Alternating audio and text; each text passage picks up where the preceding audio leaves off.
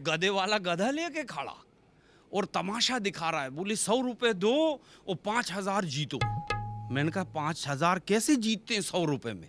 बोले मेरा गधा खड़ा है, इसकी गर्दन नई में हिलाओ, इसकी मुंडी।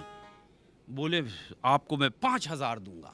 सारे लोग 100 रुपए दे रहे हैं, सारी कोशिश कर रहे हैं, उसकी मुंडी हिला रहे हैं पकड़ के भी, तो भी नहीं हिलाया। अब वो गधा तो गधा है, सीधा खड़ा। मैंने 100 का नोट दिया, मैंने कहा मैं करूं कोशिश? बोले करके देख ले। मैं गया, उसके कान में एक डायलॉग बोला, वो बहुत जोर से मुंडी हिलाया। मैंने कहा निकाल 5,000। उसने मुझे 5,000 दिया, वो पीछे ले गया। बोले यार ये बताओ भाईजान आपने बोले क्या? मैंने कहा बोलना क्या था, बस गधे के कान में बोला सबसे 100 रुपए जीत रहा है। मैं गया, मैंने कहा ये 100 का ले। उसने पहचाना नहीं, ये वही वाले भाईजान है। मैं गया, गधे के सर कान में मैंने ऐसा बोला तो गधा तो पहले ऐसा किया, फिर दूसरा डायलॉग बोला तो गधे ने यूं कर दिया।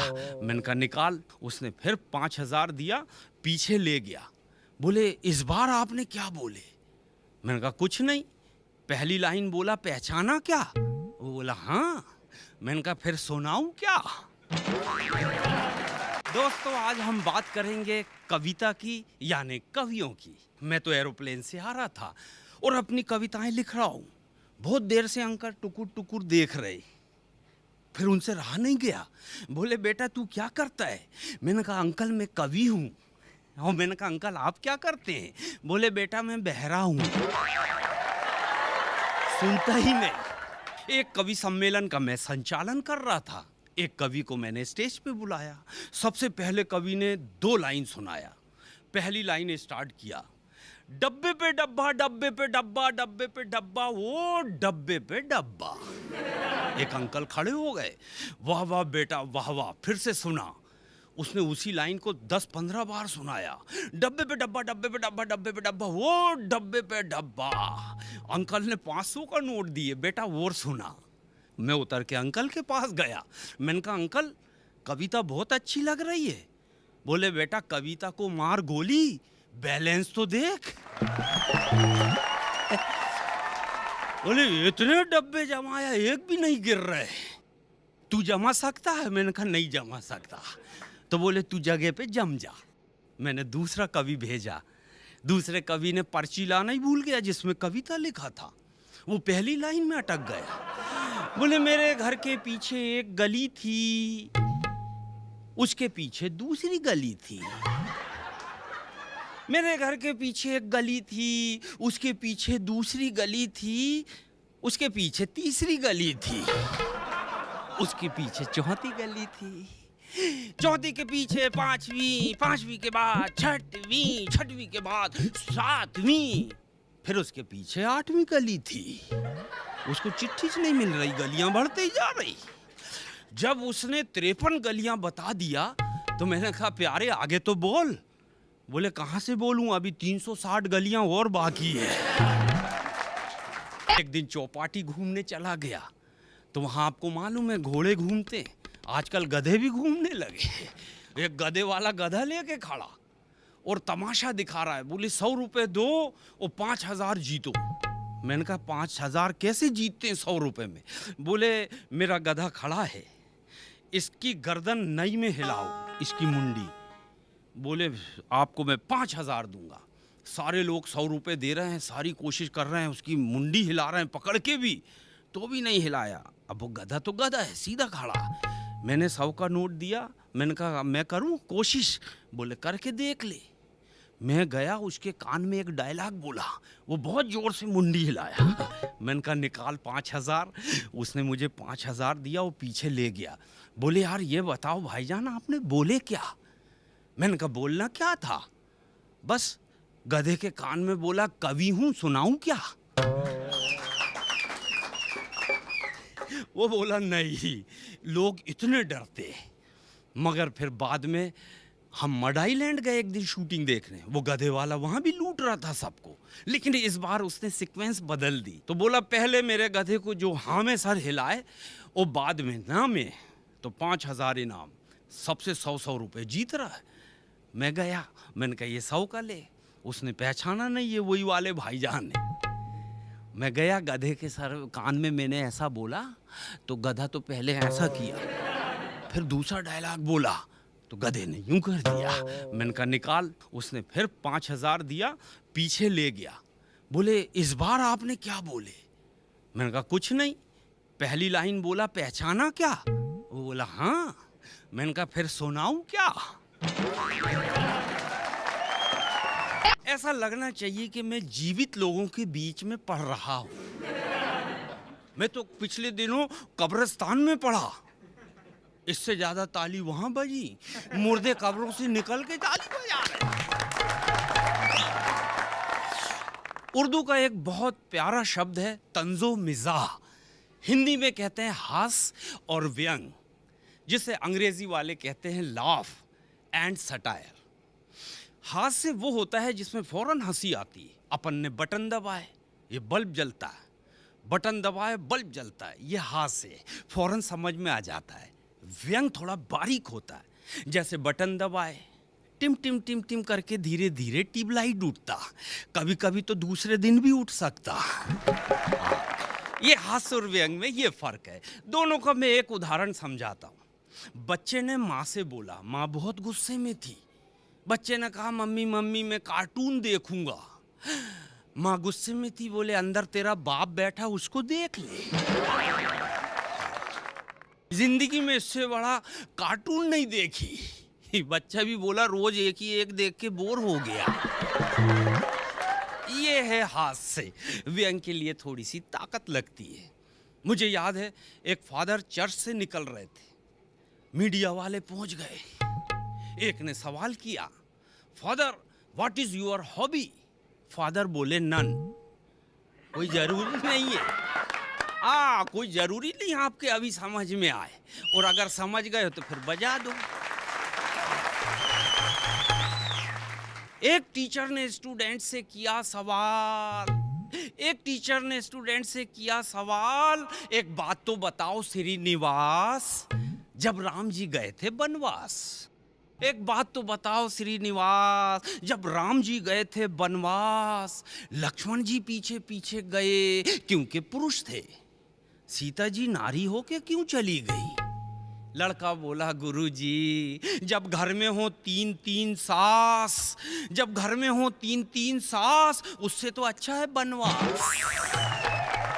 बड़ी हिम्मत का काम है बीमा एजेंट का। एक दिन तो मेरे घर में मेरी पत्नी बैठी, मेरे सामने पॉलिसी समझा रहा, कह रहा बहन जी खुदा ना खास्ता आपकी बेटी धोखे से ऊपर निकल जाए तो आपको 50,000 मिलेंगे, और ईश्वर ना करे धोखे से आपका बेटा भी ऊपर चला जाए तो 1 लाख मिलेंगे। फिर बोला ईश्वर ना करे आपके ये पति ऊपर चले गए तो 2 लाख मिलेंगे। पत्नी गुस्से में आ गई, बोले ये पूरे घर को निपटारा, हाँ अब मैं इसको ही निपटाती हूँ। मेरी पत्नी बोली सुन रे, अब तू ऐसी पॉलिसी बता कि तू मरे और हमको 5 लाख मिले। तो ये बीमा एजेंट बड़ा गजब ढाते हैं ये लोग। एक बीमा एजेंट से मैंने कहा प्यारे पॉलिसी के पैसे तो दिलवाओ। वो बोला भाईजान पहले मर के तो दिखाओ। अजब है ये पॉलिसी भी, जीवन भर पेट काट कर किस्तें भरना पड़ता है, और अपना ही पैसा वापस चाहिए तो फिर हमको मरना पड़ता है। ये इंश्योरेंस वाले भी गजब ढाते हैं, ये बीमा वाले भी गजब ढाते हैं। पत्नी को बैठकर पति के मरने के फायदे समझाते हैं। बहन जी कंपनी नोटों से करेगी आपकी सेवा, बस जीते जी आप बन जाओ बेवा। मगर इन सूदखोरों को क्या पता इस देश की नारी का जो शोहर है वही सबसे बड़ा उसका जेवर है, दोस्तों शायरी एक फन है। जो शायरी करते हैं जानते हैं, उनको मालूम है इस शायरी में सबसे अच्छी चीज होती है गजल। गजल प्यार मोहब्बत की बातें, लड़की लिखती है गजल, लड़का लिखता है हजल, जो हास्य की बातें, और मैं लिखता हूँ गजाला। हाँ, गजल को बना देता हूँ गजाला। एक दिन मेरी पत्नी ने मुझे बड़े प्यार से खुद का लिखा हुआ शेर सुनाई। गजल का शेर, ऐसे घिरी हूं मैं तेरी रानाइयों के बीच, ऐसे घिरी हूं मैं तेरी रानाइयों के बीच, तुलसी का दोहा जैसे हो चौपाइयों के बीच। भाई गजल का बहुत अच्छा शेर, मगर मैंने उसको गजाला बना दिया।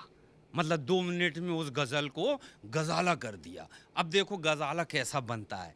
ऐसे घिरा हूं मैं तेरे भाइयों के बीच, ऐसे घिरा हूं मैं तेरे भाइयों के बीच, बकरा बली का जैसे हो कसाईयों के बीच। तो मेरे घर में उस दिन शायराना मजलिस लग गई, पूरी महफिल ही शायराना। धोबी आया, वो तो कपड़े नहीं मांगा, बोले अभी नीचे एक ने मेरे को दोहा सुनाया। मैंने कहा कौन सा दोहा सुनाया? तो वो नीचे से सुन के आया, मुझे सुनाया।